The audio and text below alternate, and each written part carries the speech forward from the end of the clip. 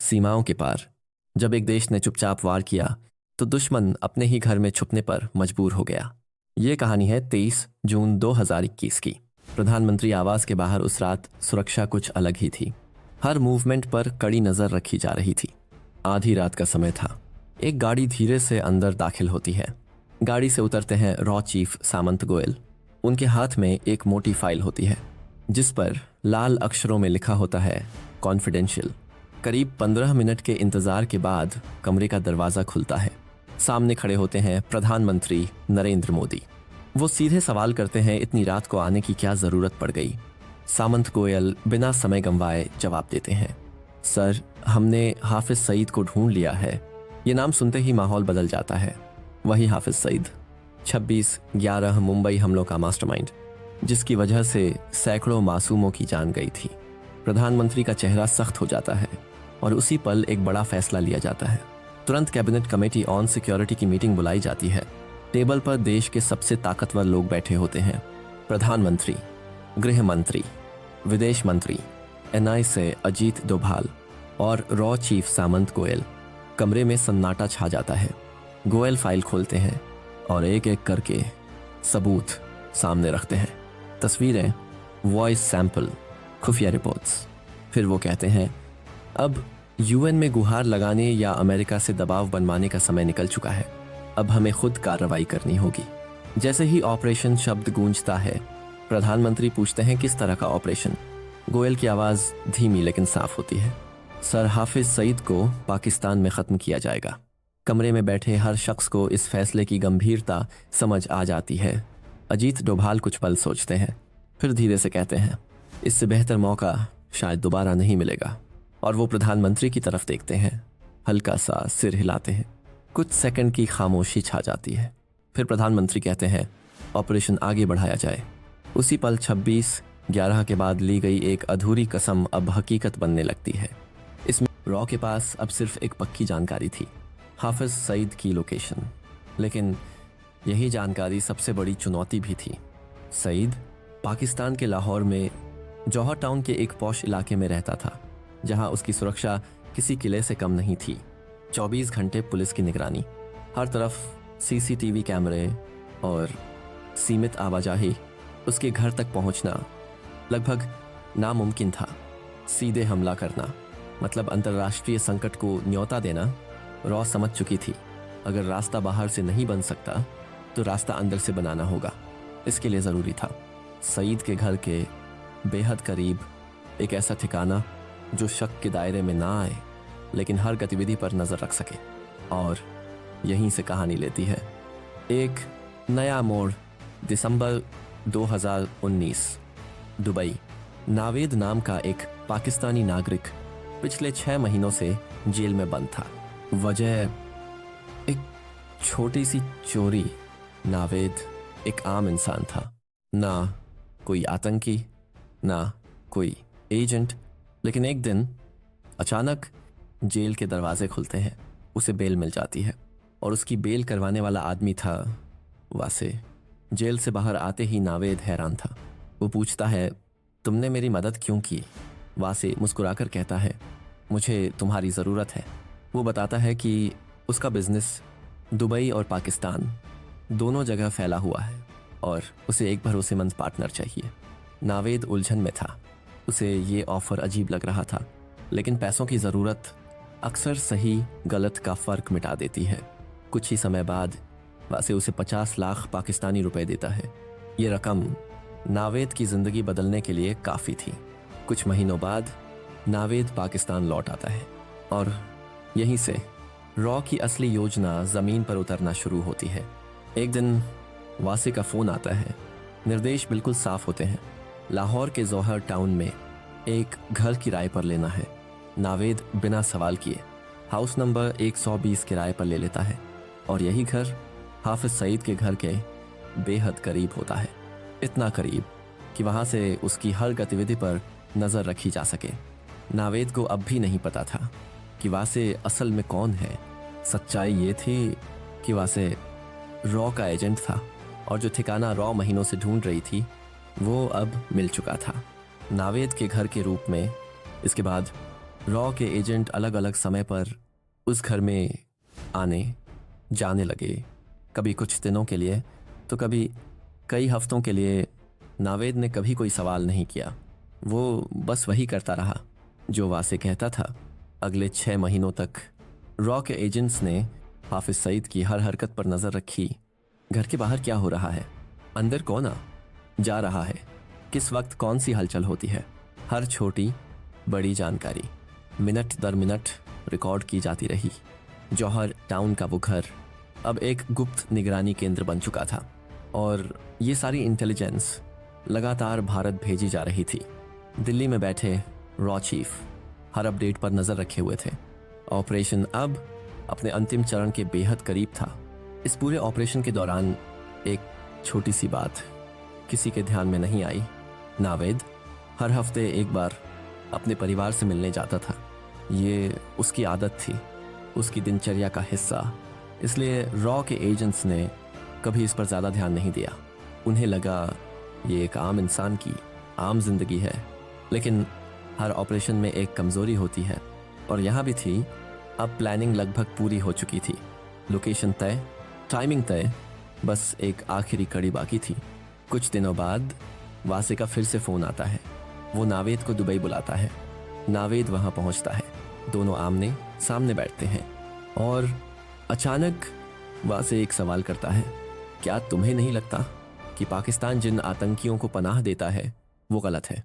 नावेद बिना सोचे जवाब देता है, इससे हमें क्या फ़र्क पड़ता है, वो तो हमारे दुश्मन हिंदुस्तानियों को मारते हैं। कुछ पल के लिए खामोशी छा जाती है। फिर वासे धीरे से कहता है, मैं एक यहूदी के लिए काम करता हूँ जिसने 26/11 में अपना पूरा परिवार खो दिया और अब वो हाफिज सईद को मारना चाहता है। ये सुनकर नावेद सन्न रह जाता है। उसे सब कुछ किसी फिल्मी कहानी जैसा लगने लगता है। लेकिन वासे रुकता नहीं, वो सीधे कहता है, मुझे तुम्हारी मदद चाहिए। नावेद तुरंत मना कर देता है। वो कहता है, मैं इस सब में शामिल नहीं हो सकता। लेकिन यही खेल बदलता है।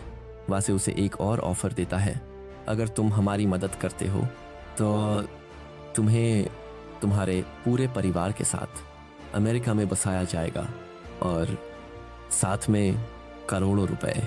अब नावेद के सामने जिंदगी का सबसे बड़ा फैसला था। एक तरफ डर, दूसरी तरफ पैसा और सुरक्षित भविष्य। काफ़ी देर तक सोचने के बाद आखिरकार नावेद हाँ कह देता है और उसी पल वो एक ऐसे खेल में पूरी तरह उतर जाता है जहाँ से वापसी नामुमकिन थी। कुछ ही समय बाद उसके खाते में 15 करोड़ रुपए ट्रांसफ़र कर दिए जाते हैं। ये सिर्फ पैसे नहीं थे, ये एक सिग्नल था कि अब पीछे हटने का कोई रास्ता नहीं है। अब ऑपरेशन अपने अंतिम मोड़ पर पहुंच चुका था। कई हफ्तों की प्लानिंग के बाद रॉ एक बड़े फैसले पर पहुंचती है। टारगेट को ख़त्म करने के लिए कार बम का इस्तेमाल किया जाएगा। नावेद के घर में मौजूद एजेंट्स चुपचाप एक काली टोयोटा कोरोला खरीदते हैं और उसके अंदर भर दिया जाता है करीब 300 किलो विस्फोटक। पूरा काम इतनी सफाई से किया जाता है कि किसी को ज़रा सा भी शक नहीं होता। इसके बाद उस कार को एक अंडर कंस्ट्रक्शन बिल्डिंग में पार्क कर दिया जाता है जहां ना कोई चौकीदार, ना कोई कैमरा, सब कुछ बिल्कुल परफेक्ट चल रहा था। लेकिन अब सबसे बड़ा सवाल था, इस कार को टारगेट तक कौन लेकर जाएगा? क्योंकि ये मिशन एक तरह से सुसाइड मिशन था। ड्राइवर का जिंदा लौटना लगभग नामुमकिन था। रॉ को चाहिए था एक ऐसा इंसान जो पैसों के बदले अपनी जान देने को तैयार हो। और फिर कुछ ही समय बाद अफ़गानिस्तान से एक आदमी को चुपचाप पाकिस्तान लाया जाता है। वो बेहद गरीब था, लेकिन एक बात साफ थी, उसे मौत से डर नहीं लगता था। उसे भरोसा दिलाया गया। ऑपरेशन अब तक बिल्कुल प्लान के मुताबिक आगे बढ़ रहा था। हर कदम सटीक था, हर मूवमेंट पूरी तरह कंट्रोल में था। लेकिन हर मिशन में एक ऐसा पल आता है जहां सब कुछ अचानक बदल जाता है और यहाँ वो पल आ चुका था। 13 मई 2021 वासे इस पूरे ऑपरेशन की सबसे अहम कड़ी था। नई दिल्ली में अपने परिवार के साथ ईद मना रहा था। सब कुछ सामान्य लग रहा था, लेकिन किस्मत कुछ और लिख चुकी थी। ईद के बाद अगले ही दिन वासे दुबई लौटने के लिए घर से निकलता है, लेकिन रास्ते में अचानक उसे चक्कर आता है। वो संभल नहीं पाता और जमीन पर गिर पड़ता है। तुरंत उसे अस्पताल ले जाया जाता है। शुरुआती जांच में पता चलता है कि वो कई दिनों से तेज बुखार से जूझ रहा था। कोविड टेस्ट किया जाता है, रिपोर्ट पॉजिटिव आती है। हालत तेजी से बिगड़ने लगती है। उसे आईसीयू में शिफ्ट किया जाता है। अगले 2 दिन वो जिंदगी और मौत के बीच लड़ता रहता है और फिर रॉ का ये जांबाज एजेंट हमेशा के लिए दुनिया को अलविदा कह देता है। जैसे ही ये खबर रॉ हेडक्वार्टर पहुंचती है, वहां भूचाल आ जाता है, क्योंकि वासे सिर्फ एक एजेंट नहीं था, वो इस पूरे नेटवर्क की रीढ़ था। नावेद तक पहुंच उसी के जरिए थी और उसकी मौत का मतलब था पूरा ऑपरेशन खतरे में पड़ जाना। लेकिन असल झटका अभी बाकी था। दूसरी तरफ नावेद, जो हर हफ्ते अपने परिवार से मिलने जाता था, इस बार उसकी गाड़ी कहीं और मुड़ती है, सीधे एक हाई रैंकिंग आईएसआई ऑफिसर के घर। और यही सच्चाई सामने आती है। नावेद कभी भी पूरी तरह वफादार नहीं था। वो शुरू से ही वासे पर शक करता आ रहा था। शुरुआत में ये शक छोटा था, लेकिन वक्त के साथ ये बढ़ता गया और जिस दिन उसके सामने हाफिज सईद को मारने की बात रखी गई, उसी दिन उसका शक यकीन में बदल गया। नावेद समझ चुका था कि वो एक बेहद खतरनाक खेल का हिस्सा बन चुका है और उसने चुपचाप ये पूरी जानकारी पाकिस्तानी एजेंसियों तक पहुंचा दी। ये खबर बेहद संवेदनशील थी और इसके असर तुरंत दिखने लगे। जैसे ही ये इनपुट रॉ तक पहुंचता है, हालात पल भर में बदल जाते हैं। बिना 1 सेकंड गंवाए आदेश जारी होता है, सभी एजेंट्स को तुरंत बाहर निकाला जाए। कुछ ही घंटों में वो पूरा घर खाली कर दिया जाता है। हर सबूत, हर निशान मिटा दिया जाता है। थोड़ी ही देर बाद आईएसआई के लोग उस इलाके में छानबीन शुरू करते हैं, लेकिन उनके हाथ कुछ भी ठोस नहीं लगता। सब कुछ उनकी आंखों के सामने होते हुए भी गायब हो चुका था। अब रॉ के सामने सबसे बड़ी दुविधा खड़ी थी। महीनों की मेहनत, करोड़ों का खर्च और जान का जोखिम, सब कुछ दांव पर लगा था। सवाल सिर्फ एक था, क्या ऑपरेशन यहीं रोक दिया जाए या आखिरी दांव खेला जाए? इसी सवाल के साथ एक बार फिर एक हाई लेवल मीटिंग बुलाई जाती है। कमरे में सन्नाटा था। फैसला आसान नहीं था, लेकिन आखिरकार जो निर्णय लिया जाता है वो सब कुछ बदलने वाला था। ऑपरेशन जारी रहेगा। अब कहानी अपने अंतिम अध्याय में प्रवेश कर चुकी थी। जून 2021, लाहौर। इसके सुबह के ठीक 11 बजे रॉ के एजेंट्स पूरी सावधानी के साथ अफगान युवक को आईएसआई की नज़रों से बचाते हुए उस अंडर कंस्ट्रक्शन बिल्डिंग तक लेकर आते हैं। यही वो जगह थी जहां काली टोयोटा कोरोला खड़ी थी। उस कार के अंदर 300 किलो विस्फोटक भरा हुआ था। युवक को एक बार फिर पूरा प्लान समझाया जाता है। उसे बताया जाता है कि कहाँ जाना है, कितनी दूरी तय करनी है और क्या करना है। युवक पूरी तरह शांत था। उसके चेहरे पर ना डर था और ना ही घबराहट, क्योंकि उसे पता था कि वो वापस नहीं लौटेगा। कुछ ही पलों बाद काली कार धीरे धीरे आगे बढ़ती है और फिर अचानक तेज रफ्तार पकड़ लेती है। वो सड़क पर दौड़ती हुई सीधे अपने लक्ष्य की तरफ बढ़ रही थी। कुछ ही मिनटों में वो कार हाफिज सईद के घर के पास पहुंच जाती है, लेकिन घर से कुछ दूरी पहले एक चेक पोस्ट था, जहां पुलिसकर्मी रोज की तरह अपनी ड्यूटी पर तैनात थे। अचानक उनकी नज़र एक तेज रफ्तार से आती हुई काली कार पर पड़ती है। गाड़ी की स्पीड सामान्य नहीं थी। पुलिसकर्मी तुरंत हाथ उठाकर उसे रोकने का इशारा करते हैं, लेकिन उससे पहले कि वो कुछ समझ पाते, कार सीधे बैरिकेड से टकरा जाती है और अगले ही पल एक जोरदार धमाका होता है। इतना भयानक धमाका कि पूरी जौहर टाउन उसकी आवाज़ से गूंज उठती है।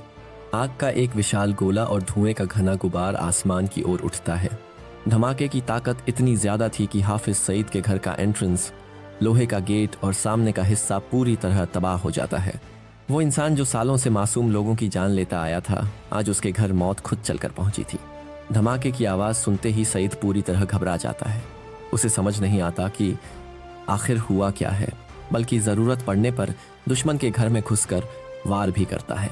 ऑपरेशन अलविदा भले ही पूरी तरह सफल ना हुआ हो, लेकिन उसने दुश्मनों के दिल में डर ज़रूर बैठा दिया।